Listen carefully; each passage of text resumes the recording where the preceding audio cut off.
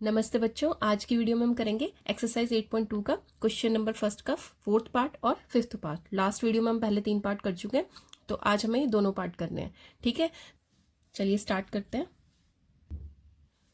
देखो मैं क्वेश्चन में क्या गिवन है, sine 30 degree plus ten 45 degree minus cos x 60 degree sec 30 degree cos 60 degree और कॉट 45 डिग्री। तो ज़्यादातर कौन से एंगल की मेजर्स यूज़ की गई हैं? 30 डिग्री, 60 डिग्री और 45 डिग्री। ठीक है, तो क्या क्या है, एक तो 30 डिग्री है और 60 डिग्री और 45 डिग्री। ठीक है, तो अब देखो मैं फाइंड आउट क्या क्या करना है, किस किस की वैल्यूज चाहिए सबसे पहले क्वेश्चन में, वो देख लेते हैं। अभी तो हमने देख लिया कि एंगल कौन कौन से चाहिए, है ना। ट्रिग्नोमेट्री रेशियोज कौन कौन सी चाहिए, एक तो साइन, टेन, साइन कॉस तो दोनों है, देखो साइन और कॉस है, टेन कॉट है और सेक कॉस, यानी कि सारी ही है। ठीक है, तो हम साइन फाइंड आउट करते हैं। अगर नहीं आता तो उसके लिए है ना, तो हम क्या करेंगे, एक रफ सा टेबल बना लेंगे, साइन के लिए, कॉस के लिए, फिर टेन के लिए। पहले ये वैल्यूज देख लेते हैं, है ना, तो फिर क्वेश्चन इजी रहेगा। देखो साइन की वैल्यू हमें दोनों पे लर्न है, इस पे होती है 30 डिग्री पे 1/2 और 60 डिग्री पे होती है √3/2। ठीक है, फिर साइन की वैल्यू 45 पे भी हमें लर्न है, क्या होती है 1/√2। ठीक है, हमें 3 पे साइन की वैल्यू अच्छे से लर्न है। ठीक, तो अब कॉस की आराम से निकल जाएगी, क्योंकि हमें पता है यहाँ पे आती है ये वाली वैल्यू, इंटरचेंज हो जाएंगी, है ना। 30 के लिए 60 की वैल्यू, √3/2 यहाँ आ गई और 1/2 कहाँ चलेगी, यहाँ पे चलेगी। ठीक है, और 45 पे सेम वैल्यू रिपीट करती है। अब आ जाओ 10 के लिए, 10 पे क्या होगा, इन दोनों का डिवाइड, है ना, तो कितना आ जाएगा हमारे पास 1/2 और √3, यहाँ पे कितना आ जाएगा 1/√3। ठीक है, और इधर कितना आ जाएगा √3/1। ठीक, तो यहाँ पे इन दोनों का डिवाइड, तो कितना आ गया 1।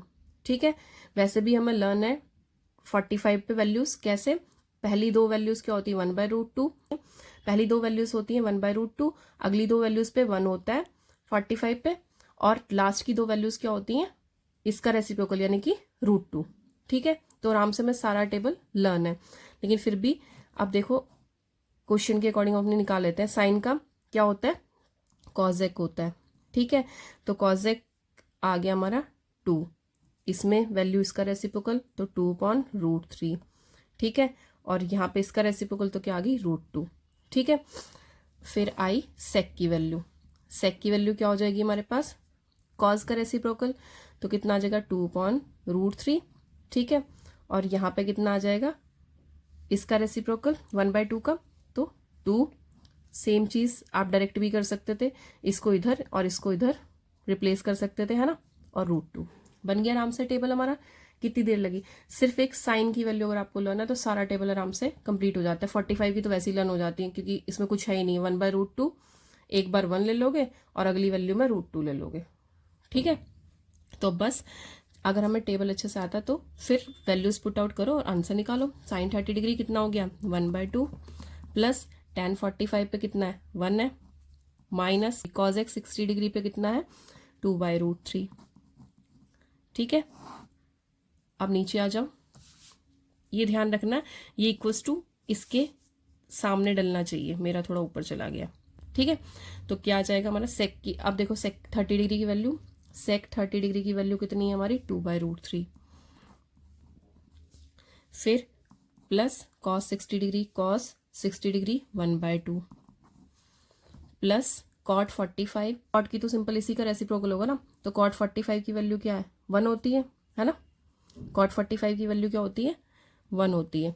ठीक है, यहाँ पे लिख लो अगर लिखना है तो, ये कॉट हो जाएगा हमारा, कॉट क्या होगा यहाँ पे √3 आ जाएगा और इधर 1/3 और इधर 1।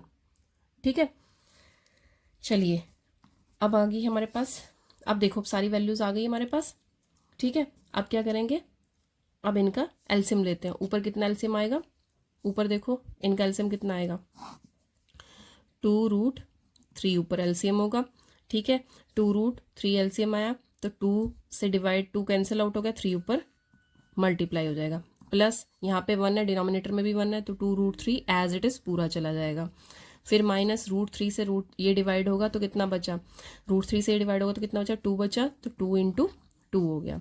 ठीक है, अब नीचे देखो, नीचे डिवाइड में क्या है हमारे पास 2 और √3, सेम चीज़ जो ऊपर थी, तो 2√3 एलसीएम आया। इसको √3 से डिवाइड करेंगे तो कितना आ जाएगा, 2 बचेगा। 2 को ऊपर 2 से मल्टीप्लाई करेंगे, फिर इस 2 से इसको डिवाइड किया तो कितना बचा, √3। √3 को ऊपर 1 से मल्टीप्लाई करेंगे, फिर +1 इंटू क्या हो जाएगा, क्योंकि इसके डिनोमिनेटर में 1 है तो पूरी की पूरी चीज़ यहाँ पे जाके मल्टीप्लाई हो जाएगी, यानी कि 2√3। ठीक है, नेक्स्ट स्टेप क्या हो जाएगा, ये वाली चीज़ और ये क्या हो जाएगी, रेसिप्रोकल होकर ऊपर आ जाएगी, तो ये दोनों कैंसिल आउट हो जाएंगे। अगर नहीं समझ आ रहा है ऐसे तो देख ही लो आप एक बार, है ना। देखो ये क्या है हमारा 2√3 √3, जैसे हम 2x + x कितना लिख देते हैं, 3x लिख देते हैं। ठीक है, तो इसी तरीके से हमारा √3, और जब हमारा √3 और 2√3, ठीक है, √3 क्या है, कॉमन है, सेम है, तो क्या आ जाएगा 3√3। ठीक है, तो कितना आ गया हमारे पास 3√3 और -4, नीचे क्या आ गया 2√3। ये चीज़ मल्टीप्लाई होएगी तो क्या हो जाएगा, रेसिप्रोकल, तो 2√3 ऊपर आ गया और नीचे क्या आ जाएगा, देखो 4, 2 2 4, और इधर 2√3 और ये √3 फिर से वैसे ही प्लस हो जाएगा, 2√3 और √3, 2 और +1 कितना हो गया 3√3। ये कैंसिल आउट हो जाएगा किसके साथ, ये कैंसिल आउट हो गया किसके साथ, इसके साथ। ठीक है, तो अब देखो कितना आ गया हमारे पास, 3√3 - 4 होल अपॉन कितना आ जाएगा, इसे सीधा करके लिख लेते हैं 3√3 + 4। अब हमने 9th क्लास में सीखा था कि जब भी डिनोमिनेटर में कोई भी रूट वाली टर्म आ जाए तो हमें क्या करना होता है, रैशनलाइज करना होता है। ठीक है, तो अब वो 9th वाला मेथड हम यहाँ पे यूज करेंगे। क्या होगा, साइन रैशनलाइज कैसे करते हैं, साइन चेंज करके। तो यहाँ पे प्लस है तो हम यहाँ पे क्या ले लेंगे, माइनस ले लेंगे, 3√3 - 4 कर लेंगे, ऊपर भी और नीचे भी, क्योंकि जिस भी टर्म से आप मल्टीप्लाई करोगे उसी से डिवाइड भी करना पड़ेगा उसे खत्म करने के लिए, ताकि वापस हमारी इक्वेशन सेम रह जाए। ठीक है, हमारा क्वेश्चन चेंज ना हो, जो पहले था वही रहे। ठीक, तो अब देखो हमारे पास ये दोनों मल्टीप्लाई होंगे ऊपर ऊपर। ये देखो अगर ये a है और ये b है, ये a है ये b है, सेम टर्म्स बन रही हैं, है ना, सेम है सब कुछ, तो a - b का होल स्क्वायर आ जाएगा ऊपर, कितना बना 3√3 - 4 का होल स्क्वायर। ठीक है, और नीचे क्या आ जाएगा, ये a + b है, ये a - b है, तो क्या आ जाएगा a + b into a - b, तो क्या होता है a² - b²। ठीक है, अब देखो यहाँ पे क्या लिख देंगे, a क्या है हमारा, a क्या है हमारा 3√3 का स्क्वायर - 4 का स्क्वायर। ठीक है, क्लियर है यहाँ तक। अब ये क्या है हमारा a - b का होल स्क्वायर, है ना, a - b का होल स्क्वायर किसके बराबर होता है, a² + b² - 2ab। ठीक है, एक बार a का स्क्वायर एक बार b का स्क्वायर, फिर ये 2 किसके साथ आ जाएगा, दोनों की मल्टीप्लाई के साथ, क्योंकि यहाँ पे माइनस का साइन है तो हमेशा 2 का साइन चेंज होगा, ये ध्यान रखना। ठीक है, इसका चेंज नहीं होगा, जब a + b का होल स्क्वायर होगा तो वहाँ पे +2ab हो जाएगा, अगर a - b का होल स्क्वायर होगा तो यहाँ पे -2ab हो जाएगा। ठीक है, तो देखो ऊपर वाले पे फॉर्मूला पुट आउट कर दो, सारा आइडेंटिटी पुट आउट कर देंगे, 3√3 का स्क्वायर + 4 का square -2 into a into b। ठीक है, और नीचे क्या आ जाएगा हमारे पास, नीचे क्या आ गया 3 3 = 9, और √3 को √3 से मल्टीप्लाई करेंगे तो कितना आता है, देखो 3√3 × 3√3 कितना आ जाएगा, ये 3 3 मल्टीप्लाई हुआ तो 9 आया, √3 को √3 से करेंगे तो क्या हो जाएगा, कैंसिल आउट हो जाएगा, है ना। √3 को √3 से किया तो कितना आ जाएगा, सिंगल 3, रूट खत्म। लास्ट वीडियो में मैंने बताया था कि कैसे करते हैं, नहीं समझ आया तो आप एक बार वो वीडियो चेक कर लीजिए। ठीक है, डिस्क्रिप्शन में मैं लिंक डाल दूंगी। ठीक, तो यहाँ पे कितना आ गया हमारा 27। ठीक है, तो ये आया हमारा 27 और इधर क्या आ जाएगा 16। 3√3 ऊपर भी है तो यहाँ पे भी कितना आ जाएगा, सेम आ जाएगा जो नीचे आया था, है ना।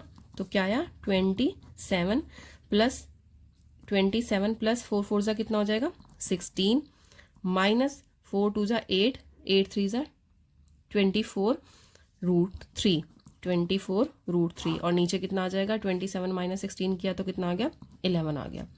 ठीक है, अब देखो आगे 27 प्लस 16 को प्लस किया तो कितना आ गया हमारे पास 43 माइनस 24√3 एज इट इज, और नीचे कितना है 11 है।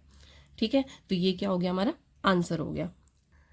ठीक है, चलिए अब ये हो गया हमारा फोर्थ पार्ट। अब करते हैं फिफ्थ पार्ट। तो अब नेक्स्ट क्वेश्चन देखते हैं क्या है हमारे पास। इसमें किस किस की चाहिए हमें वैल्यूज, हमें 30 डिग्री 60 डिग्री और 45 तीन एंगल्स पे चाहिए। किसकी चाहिए, साइन कॉस टैन और सेक।